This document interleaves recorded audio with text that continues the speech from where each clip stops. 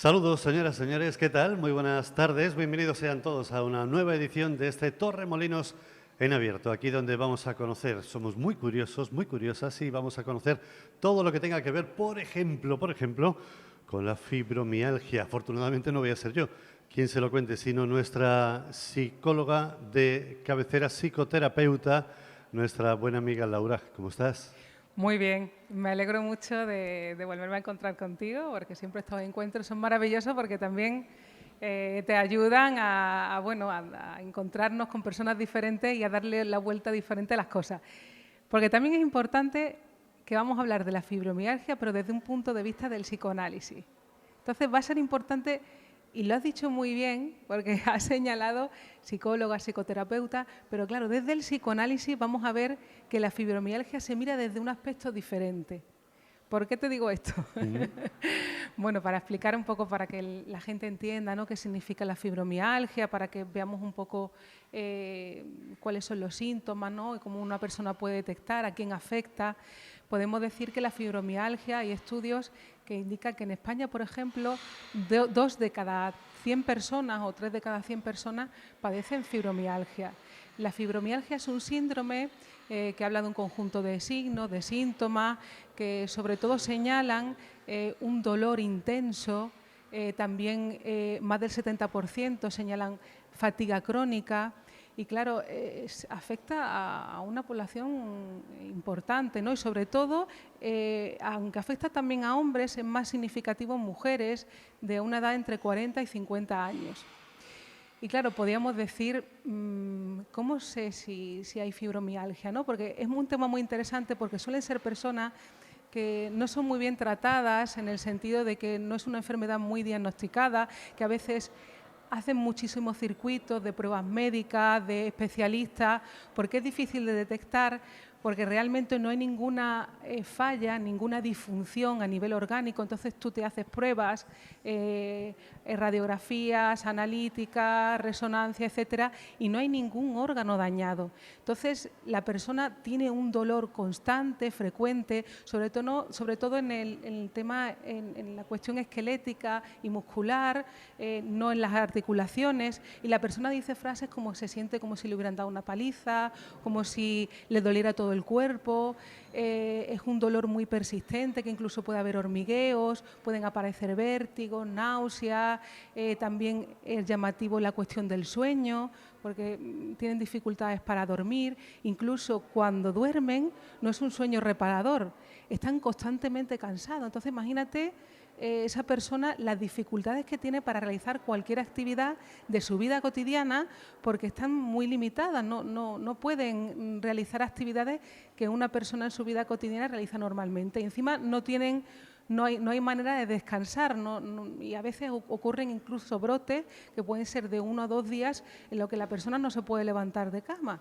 Claro, tú imagínate que encima vas al médico, te hacen una serie de pruebas y te dicen que no tienen nada.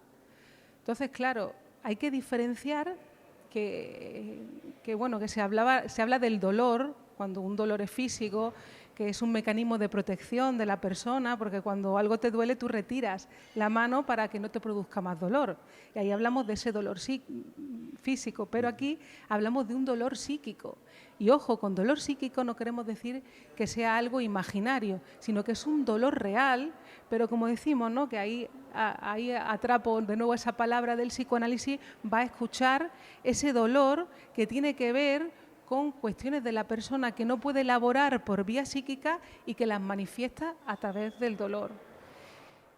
Es decir, que estamos ante una circunstancia ciertamente complicada por todo lo que has mencionado. Primero, Sí. por lo difícil que es detectarlo, diagnosticarlo, Sí. porque no estamos hablando además de unas molestias o unos dolores leves, sino que el grado de dolor sube muchísimo y lo Sí. hace absolutamente incapacitante, invalidante para la persona y muchas veces con el... no la negativa, pero sí la duda del entorno. ¿Puede ser? Del entorno familiar, del entorno laboral, porque efectivamente no es un hueso que se ha roto, sino que no es nada tangible, ¿no? Claro. Es que eso es muy importante, por eso hay cierto maltrato, hay cierta... no se le da cierta credibilidad a veces, porque claro, es como si a veces se le tildara como de que simulan el dolor o que lo utilizan para algo, etcétera, cuando realmente tenemos que decir que es un dolor psíquico. Y psíquico quiere decir no que se lo inventen, sino que no hay ninguna falla a nivel orgánico, no hay ninguna lesión, pero el dolor está igualmente.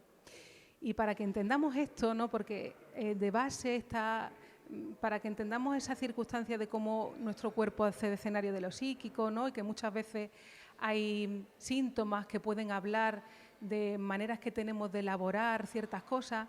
No sé, a todos nos ha pasado alguna vez, incluso está en las frases populares que decimos, uff, esto me va a dar mucho dolor de cabeza, ¿no? A veces, en todos, en mayor o menor medida, manifestamos en el cuerpo ciertas situaciones que nos producen pues, un desbordamiento o cierta preocupación excesiva, ¿no? Que vemos que a veces a través de nuestro cuerpo hablamos de ciertas situaciones. Pues bien, las personas con fibromialgia hablamos de que hay una estructura psíquica de base, que podemos hablar de una posición histérica, porque aquí no hablamos de, digamos, de que hay algo que yo tenga que decir y que no lo puedo hablar y cuando yo lo digo ya se me libera de todo y ahí no siento dolor, ¿no? Sino que ahí estamos diciendo que es la manera que tiene la persona de resolver estímulos que normalmente tendríamos que ser capaces de elaborarlos por la palabra y que en la persona con fibromialgia, pues en lugar de poder resolverlo a través de la palabra, lo resuelve escenificándolo en el cuerpo. Entonces, por ejemplo, una persona que tiene una parálisis a nivel funcional, pues imagínate que se le paraliza la cara, pues en esta persona con esta estructura, algo que le ha sentado muy mal, como si le hubieran dado una bofetada, en lugar de elaborarlo a través de la palabra, lo elabora paralizándose esa parte de la cara. Entonces tú vas al doctor, te dice lo que tienes es mucho estrés o que lo que te pasa es que es a nivel nervioso y uno no sabe qué significa eso exactamente. Y eso quiere decir que cuando nosotros vamos desarrollándonos, haciéndolo, también tenemos que conquistar nuestro cuerpo, nuestra vida, etcétera, a través del lenguaje. Y a veces hay dificultades de elaborar ciertas situaciones que se nos manifiestan, se nos escenifican en el cuerpo. Y en la fibromialgia pues ocurre esto, acontece esto, que es una estructura en la que la persona, en lugar de elaborarlo, los estímulos tanto externos como internos, por la vía psíquica, lo hace a través del cuerpo, que es el mecanismo de conversión. Entonces, por ejemplo, ante la incertidumbre de la vida, a veces sienten mareos, vértigos, es decir, no pueden pronunciar, no pueden transformar esa situación anímica vital de su vida y la transforman en posiciones en su cuerpo. Entonces el cuerpo y el síntoma habla. Por eso es tan importante esa escucha psicoanalítica, porque te va a ayudar a que un síntoma no va a ser igual para una persona para otra, sino que ese síntoma está sostenido por una historia de deseos de la persona. Es decir, en esa persona ese síntoma está sostenido por frases, por situaciones personales que está escenificando toda ella en el cuerpo, ¿no? Y hay un caso especialmente interesante que para que también lo veamos de una manera más sencilla, ¿no? Por así decirlo, hay un caso de una persona que estaba cuidando a su padre cuando era joven y ese padre apoyaba su cabeza en la rodilla. Entonces, cuando su padre falleció, ¿no? Ella empezó a sintomatizar, a tener parálisis en las piernas, a tener hormigueo, ¿no? A tener dificultad para andar, dolores para... Y claro, iba al médico y no le pasaba nada, ¿no? Según las pruebas médicas no había ninguna lesión en el órgano, sino que estaba a nivel funcional, que no podía caminar. Y claro, en esa historia clínica se descubrió, se fue transformando la posición de esa persona y la pierna donde no podía caminar era justamente donde el padre apoyaba su cabeza, ¿no? Es decir, que cada órgano también está como erogenizado, es decir, que va a hablar de una situación personal, de una historia de deseos particular de esa persona, de una situación anímica en la que esa persona no puede elaborar ciertas sensaciones a nivel de su vida personal, a nivel orgánico y psíquico, y las habla así. Entonces, por eso digo que es muy importante la labor que se hace conjuntamente con la medicina, ¿no? De la escucha psicoanalítica, que es diferente a la escucha que te puede dar un psicólogo o un psicoterapeuta, porque te van más al comportamiento, a ayudarte a lo emocional del comportamiento, no a ese estudio científico de esos mecanismos inconscientes, esas frases inconscientes que sostienen esa estructura y esa manera de elaborar y de solucionar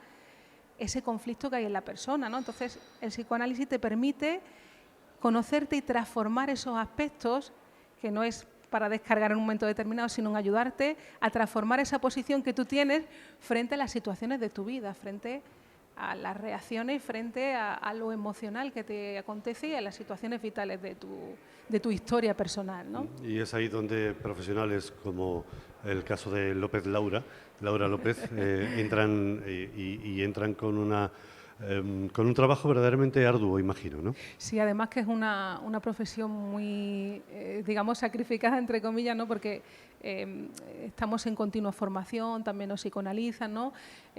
Tenemos supervisión de casos, ¿no? Que tenemos una estricta formación para poder precisamente escuchar esos mecanismos, esos procesos inconscientes que nos viene la ciencia a indicarnos eso, que el cuerpo nos habla, que hay un lenguaje, que es el lenguaje inconsciente, y que en todo lo que hacemos estamos hablando de nuestra verdad, ¿no?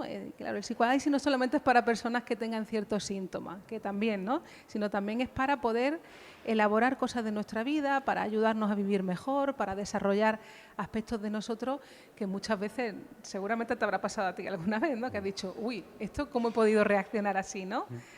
Somos grandes desconocidos, ¿no? Y que muchas veces en todos los aspectos de nuestra vida vamos a hablar de cómo estamos posicionados ante los demás y ante nosotros mismos, cómo resolvemos, ¿no? A veces uno resuelve a través de los síntomas de la enfermedad, a través de un lapsus, un olvido, un sueño, ¿no? Ahí estamos hablando de nuestro verdadero yo. Desde fuera, además, se puede ver la totalidad de ese bosque, desde dentro tan solo ves algunos árboles que te están impidiendo una visión mucho más objetiva y mucho más general.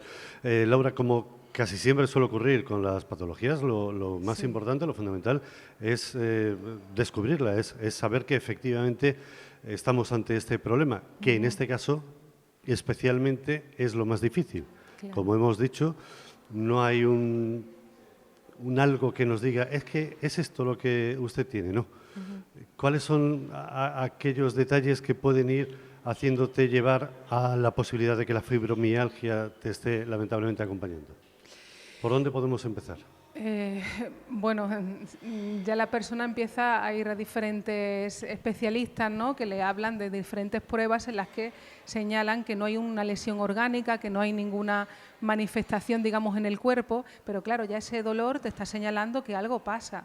Entonces, además de cuidados, ¿no? Que también se establecen, que se hace yoga, ¿no? También tratamientos hidroterapéuticos, digamos que son más a la sintomatología, también todo eso hay que acompañarlo con un tratamiento psicoanalítico, porque te va a ayudar a transformar esa manera que tienes de reaccionar ante las situaciones de tu vida y ante el dolor está expresando en ti algo que tú no sabes y que es cierto que, claro, que hay que acudir a que te puedan dar unos cuidados paliativos, pero si uno no hace un trabajo para transformar esa estructura que hace que reaccione uno así, que hable a través del cuerpo, pues va a ser difícil que se establezca un mejor cuidado para esa persona.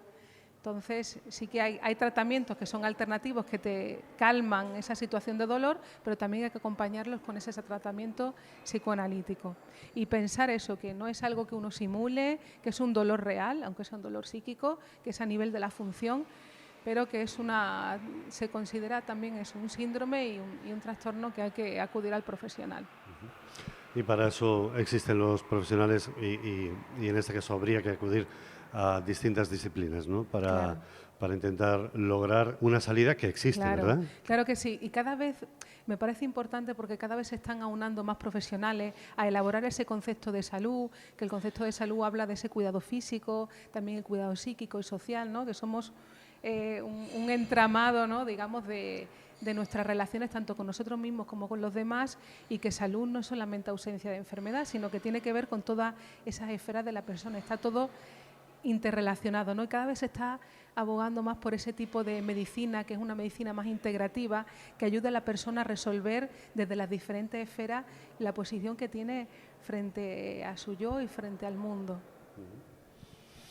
Pues perfecto. Pues gracias, Laura, como siempre, por acercarte hasta Torremolinos Televisión y hacernos partícipe partícipes de, bueno, todo ese conocimiento que afortunadamente albergas y que tú compartes, porque tú eres de las que efectivamente sí socializas mucho, das muchas conferencias, tienes también un programa en Torremolinos Televisión en el Sí. que, bueno, pues todo eso lo vas compartiendo con el Ajá. resto, que es importante, ¿no? Claro, ¿sabes por qué? Porque también conmigo han sido generosos y es un deber que hacemos los profesionales para también compartir y que otras personas puedan descubrir los últimos aportes científicos que nos ayudan a vivir mejor y también a traer a esta sociedad valores humanos y que nos ayuden a pensar a la persona desde otros puntos de vista más humanos, ¿no? Y más completos, ¿no? Por así decirlo. Generosidad va a ser el concepto que yo voy a Sí. apuntar en mi diario, que no tengo. Lo voy a apuntar, generosidad, como concepto global de este martes 30 de enero. Gracias, Muy Laura. bien, muchas gracias.